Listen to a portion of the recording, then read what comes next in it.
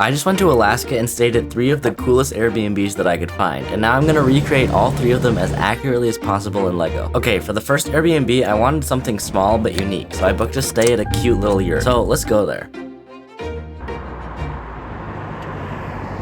Wow, this is amazing and the views are insane. I think it's gonna look great in LEGO. First, I'll build a base that it can go on, and unfortunately I can't build the mountain views around it, so I'll keep it to a small 9 base plates with a nice black border. The yurt is built up on a wooden platform, which I can recreate using all these tiles I ordered in the perfect color. I left the middle empty though, because unlike a normal house, you might have noticed this one is actually round. So to start the walls, I built a center structure with an axle sticking out of each side, which I can then start framing out a circle around using these angled connector pieces, which, if we're being technical, make for a hexadecagon, but as far as I'm concerned, that means circle in LEGO terms. Then, thanks to these Technic pins in between each connector, I can add some beams which will give us the perfect circular base to start building up the walls. Unfortunately, when building with LEGO angles, you usually end up with annoying gaps on the side with the larger angle, which even proved to be true at the bottom ring of the circle. But thankfully, using a combination of cheese wedges and brackets, which are a half plate thick, the rest of the length of the walls can be built to perfectly close all the outside gaps. A very slow process to put together, but a very satisfying and smooth result. I duplicated the sections, working my way around the build until getting to a window, which wasn't much different. The inside of the yurt is super tidy and well laid out.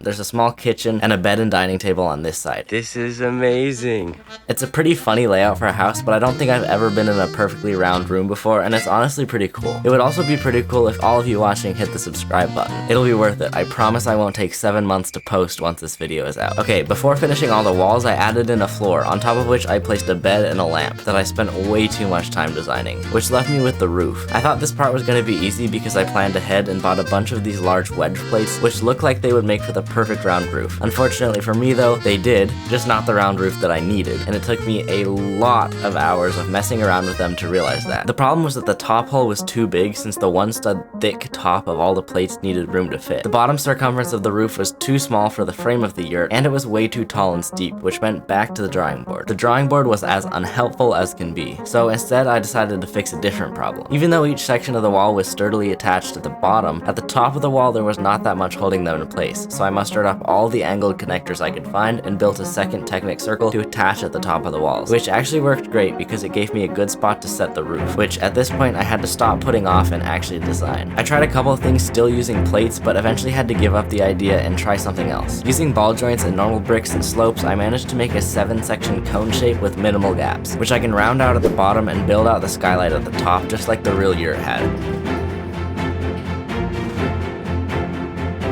Then I can build a railing along the sides using even more of these same colored tiles and a bunch of these small brackets. At the front, the minifigure residents still need a way to get up, so I built stairs as accurate to the wood paneled real life counterpart as I could. And with that done, I can become a landscaper and add some birch and pine trees around the yurt, as well as stones, gravel, tufts of grass, and some small bushes to finish it off. I think this really looks like the real model. Wow. But that's just the first and smallest Airbnb. Next, I've booked a stay at a modern A-frame with a beautiful view. The owners of this Airbnb also kindly let me stay here for free for a night for this video. So just like the yurt, I've left a link to the Airbnb listing for you all to check it out. The A-frame has a crazy lookout over some beautiful Alaskan forest, and out front there's a hot tub and a fire pit. Wow, it's also so nice inside. There's a dining room and a well-equipped kitchen, a lounge area with a coffee bar, and up this awesome spiral staircase is the bedroom. I could honestly wake up to that view every single day. Okay, unlike the last one, I want to include a full interior with as many accurate details as possible, but first I need to build the A-frame itself. Once again, I built a base with a black border to start the process. Then I can fill in the grass and concrete pad out the front, and start laying out the angle of the roof by building the front windows. Thankfully, it doesn't have to be perfectly smooth on this angle because the thickness of the roof will cover it. I really like this wooden plank look on the overhang of the actual roof, so I want to recreate that, and this LEGO color is perfect. Outside the house, I also added a ton of small gray tiles to represent the gravel that surrounds the A-frame, and I used a cool building technique to recreate the small bit of fence on the side of the house. The inside of the A-frame is white, so I'll use these white plates and connect them to the front parts with a 1-stud gap that the front windows can slot into. And on the top, I'll use all the black plates I can muster up to make the shingles of the roof. But we need a back wall too, and it has a wood siding texture, so in the center I used sideways building techniques so that I could use tiles to recreate the very same pattern. Then for each side, I built it out using bricks on their sides, and these slopes to sort of recreate the angle of the roof. Okay, now I need to build all the small details, but it's really hard to get into the A-frame, which would make for building the interior very difficult. Plus, what's the point of the interior if you can't access or see it? So I took off all the hinges that I used to connect the roof and instead used these panel pieces as a place to rest the roof without it actually being connected. Okay, back to the details. Starting outside with the hot tub. I'll use these translucent blue tiles as the water, and I even made the cover open and close. Then for the interior, I added a wood tile floor, a potted plant, and a rug. Then I built all the furniture, like this TV cabinet,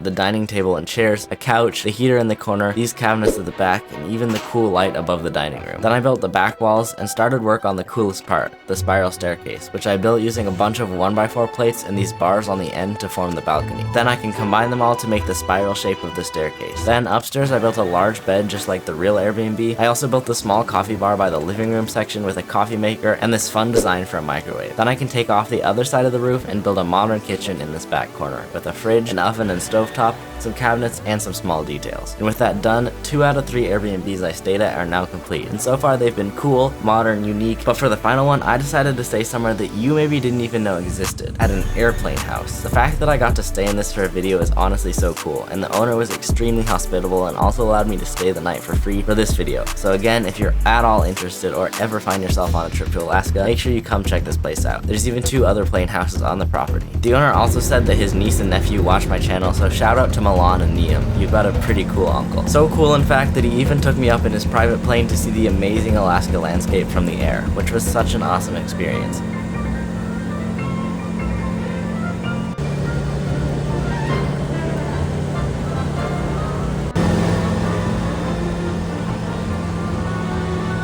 So again, make sure you check out all their Airbnb listings out. I've linked them below. It honestly doesn't get much cooler than this. The plane is a massive Boeing 727 that used to be used for shipping. And instead of a wing on this side, there's a shipping container holding up a huge deck. And there are 2 cutout sections of the plane turned into big windowed living areas. This is gonna look so cool as a Lego model. I'll start by building a fuselage using a bunch of plates and these curves. But we need a more gradual angle. So using brackets and hinges, I can attach these slightly larger curves with an angle that lead perfectly into the upright walls of the plane. Then I can build a second one, except I'll use gray slopes on the bottom to mimic the underbelly of the plane. Then I can add a layer of plates on top of both. And with those done, I've set the scale and can build the biggest base yet. And then I'll build in the spots on each side where the wing would connect up to the plane. The inside of the Airbnb was also super cool, with a kitchen and living area at the front leading up to the cockpit. This is actually the owner's newest addition to the property, so it wasn't even quite done when I got to stay there. I could even go into the cockpit and see all the equipment there. In the back there were 2 bathrooms and a very nice cozy bedroom and a door,